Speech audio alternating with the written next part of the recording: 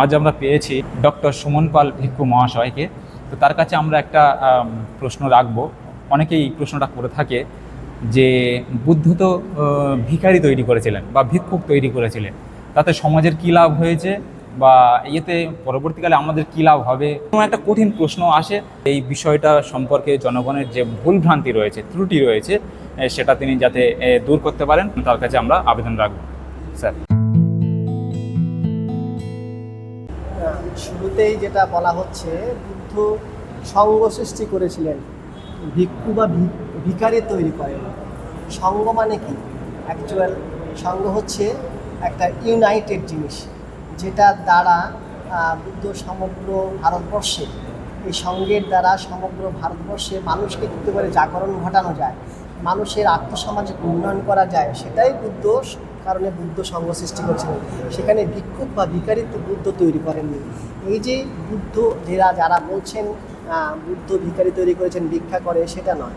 বুদ্ধ এই বুদ্ধ ভিক্ষু সংঘকে বলেছিলেন তোমরা যেটা পাবে সেটা খাবে, কিন্তু আবার বলছে তুমি যদি অ্যাক্সেস পাও সেটা তুমি নিজে রাখতে পারবে না, সেটা তোমাকে একটা ভান্ডাগারিক বা তোমার একটা গোডাউনে রাখতে হবে, যেটা সাধারণ ভিখারি বা ভিক্ষুকের বৈশিষ্ট্যের মধ্যে পড়ে না, সেটা রাখতে হবে, সেটা তোমাকে রাখতে হবে।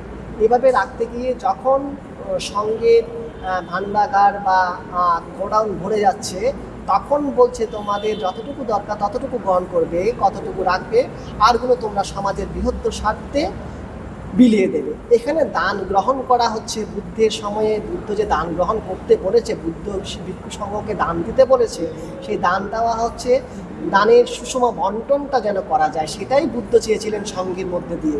বুদ্ধের সময়ে আজ থেকে 6th সেঞ্চুরি বিসিতে, আজ থেকে 2500 বছর আগে, যে দান একটা নির্দিষ্ট মানুষের কাছে বা সম্পত্তি নির্দিষ্ট মানুষের কাছে কুক্ষিগত ছিল। তো ভিক্ষু সংঘকে দান করতে বলেছে, আবার ভিক্ষু সংঘ সেগুলো সঞ্চয় করতে পারবে না। তাহলে কি করবে? সেগুলো মানুষকে দানের যে সুষম বন্টন, সেটাও যেন ভিক্ষু সংঘের দ্বারা হয়, মানুষ যেন না খেয়ে না মরে, মানুষ যেন অনাহারে না মরে, সেই জন্যই বুদ্ধ এই দান গ্রহণটা ভিক্ষু সংঘ করতে বলেছে।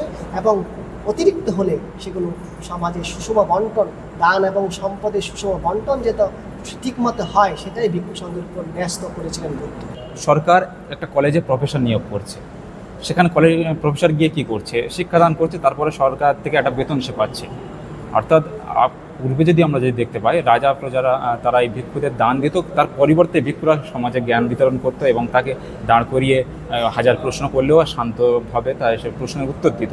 আর সমাজের একটা যে পরিচালনার যে দায়িত্ব, সেইটার মূল্যে সে কেবল বেঁচে থাকার জন্য অন্ন বা যেটুকু সামান্য দান তারা গ্রহণ করতো।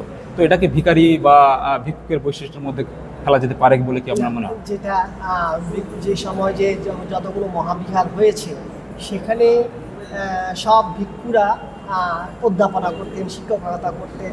আমরা নালন্দা বিশ্ববিদ্যালয়ের মতো বিক্রমশিলা, এইসব বিশ্ববিদ্যালয় দেখে সেখানে সমস্ত ভিক্ষুরা করতেন।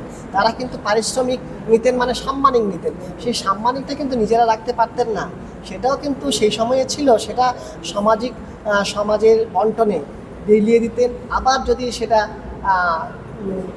মহাবিহারের দরকারে প্রয়োজন হতো, সেখানে কিন্তু বিলিয়ে দিতেন। সেটা কিন্তু একদম বুদ্ধের বিনয়ের মধ্যে, বুদ্ধের ধর্মের মধ্যে এটা লেখা আছে। যে যেমন আমি যেখানে পার্ট টাইম পড়াই, সেখান থেকে আমি খুব সামান্য পাই, একদম বলতে গেলে খুবই সামান্য পাই। ধরুন বছরে 20,000 বা মাসে 5,000 সেরকম। সেখানে তার মধ্যে কিন্তু আমার আজকে যে এত বড় অনুষ্ঠানটা করলাম, সেখানে কিন্তু আমি লোকের কাছ থেকে নিয়ে করেছি। বছরে 20,000 টাকা আমার আসতে যাতে গাড়ি ভাড়া হয়ে যায়, তাহলে আমি কী করে খাচ্ছি? এবার আমি কোথা থেকে খাচ্ছি? সেটা খাচ্ছি হচ্ছে জনসাধারণ আমাকে দিচ্ছে, মানুষ সাধারণ গৃহী আমাকে দিচ্ছে, সেখান থেকে আমি পাচ্ছি।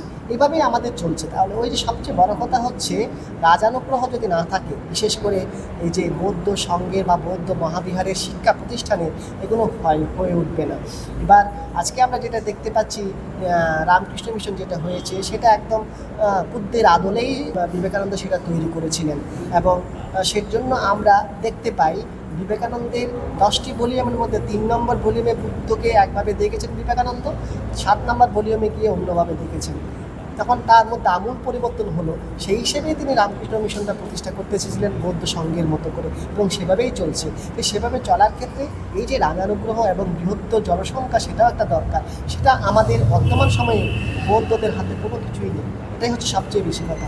এবার আমি অন্যদেরকেও দোষ দেব না, বৃহত্তর জনসংখ্যাকে দোষ দেব না, রাজানুগ্রহকেও দোষ দেব না, কিন্তু সেখানে ক্ষেত্রে আমাদের নিজেদেরকে আগে শুদ্ধিতা আনতে হবে। নিজের ব্যক্তি এবং পরিবারকে যদি আগে ঠিক করতে পারি, তাহলে পারিপার্শ্বিক অবস্থা, আত্মীয় স্বজন এবং পারিপার্শ্বিক অবস্থা ঠিক করতে পারবো, তাহলে আমরা এগিয়ে যেতে পারবো, নাহলে এগিয়ে যেতে পারবো। ধন্যবাদ জানাই ডক্টর সুমন পাল ভিক্ষু মহাশয়কে আমাদের তার মূল্যবান সময় দেওয়ার জন্য।